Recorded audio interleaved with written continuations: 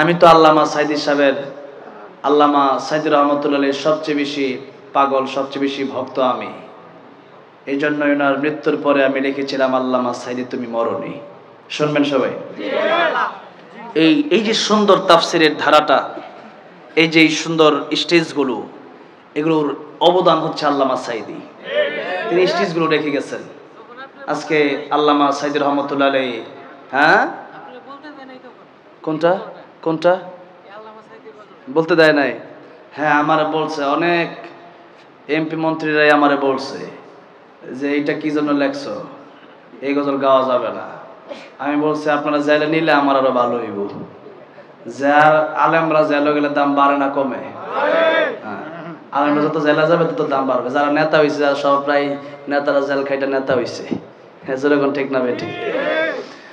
ভালো কাজ করে যদি জেলে যাওয়া হয়, ওটার দাম বাড়ে। আল্লামা সাইদি রহমতুল্লাহ 13টা বছর কারাগারে কাটালেন। কি চুরি কইরা, খুন করে, রাহাজানি কইরা? তাহলে কি করে? আল্লাহর কোরআনের কথা বলার জন্য 13 বছর কারাগারে কাটায় দিয়েছেন। জলের করে হাজিরার কাছে মাথা নত করে না। তার নাম আল্লামা সাইদি। আল্লামা সাইদি রহমতুল্লাহ আলাইহি আরো 13টা বছর যদি কোরআনের ময়দানে কথা বলতেন, আরো শত শত কাফের হয়তো মুসলিম হয়ে যেত। এই কাফেররা মুসলিম হবে, এই জায়গায় রাস্তা বন্ধ করলো যারা, তারা আজকে দেশে থাকতে পারলো না। আজকে আল্লামা সাইদির উত্তরসূরি ঠিকই ওপেনে কথা বলে। আজকে আল্লামা সাইদির উত্তরসূরি ঠিকই ওপেনে ঘুরে বেড়ায়। কারো শক্তি নেই আল্লামা সাইদির উত্তরসূরি তাদেরকে খতম করা, ঠিক কিনা বলে?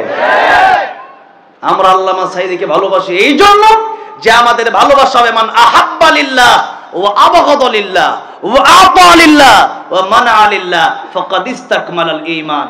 ভালোবাসবো আল্লাহর জন্য, ঘৃণাও করব কার জন্য? সবই আল্লাহর জন্য হবে। আমার ঈমানদার যা করবে সবই হবে আল্লাহর জন্য। সবই কার জন্য হবে? আল্লাহর জন্য হবে। তিনি আল্লাহর জন্য কথা বলেছেন, আল্লাহর পক্ষে কথা বলেছেন।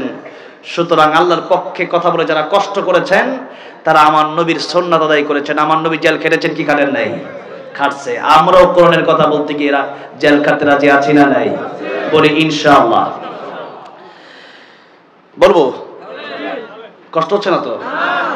আল্লামা সাইদি তুমি মরনি, শহীদ হয়েছ তুমি এটাই জানি, ঠিক না? আল্লামা সাইদি তুমি মরনি, শহীদ হয়েছ তুমি এটাই জানি। কারাগারে কাটালে 13টি বছর, বাতিল কেঁপেছে তোমায় দেখে থর থর, ঠিক না? তুমি যে ছিলে মোদের নয়ন মনি, শহীদ হয়েছ তুমি এটাই জানি।